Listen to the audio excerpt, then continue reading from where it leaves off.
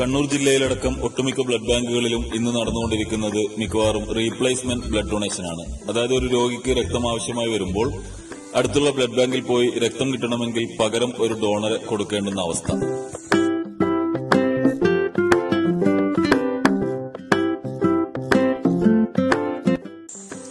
ഇതുകൊണ്ടുണ്ടാവുന്ന ബുദ്ധിമുട്ട് അനുഭവിക്കേണ്ടി വരുന്നത് രോഗിയും അവരുടെ കൂടെ നിൽക്കുന്നവരുമാണ്. കൂടെ നിന്ന് രോഗിയെ പരിചരിക്കുന്നതിന് പകരം ICU പേഷ്യന്റ് ആണെങ്കിൽ മൊബൈൽ ചാർജ് ഇല്ലാത്ത കണ്ടീഷൻ ഉണ്ടാവാം, മറ്റനേകം പ്രയാസങ്ങളുണ്ടാവാം. ചുരുക്കി പറഞ്ഞാൽ രോഗിക്ക് രക്തം കിട്ടുന്നതിന് കാലതാമസം ഉണ്ടാവുന്നു എന്നുള്ളതാണ് വാസ്തവം.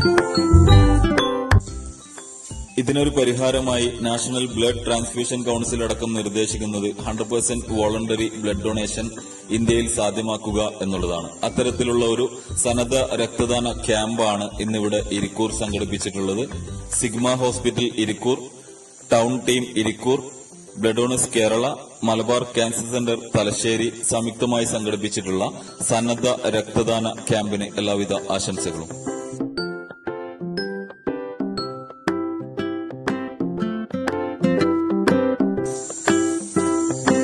വിവിധ സംഘടനകൾ, കോളേജുകൾ, ക്ലബ്ബുകൾ തുടങ്ങി നിങ്ങൾക്കും ഇത്തരം സന്നദ്ധ രക്തദാന ക്യാമ്പുകൾ കണ്ടക്ട് ചെയ്യാൻ താൽപര്യമുണ്ടെങ്കിൽ കോൺടാക്ട് ചെയ്യുക.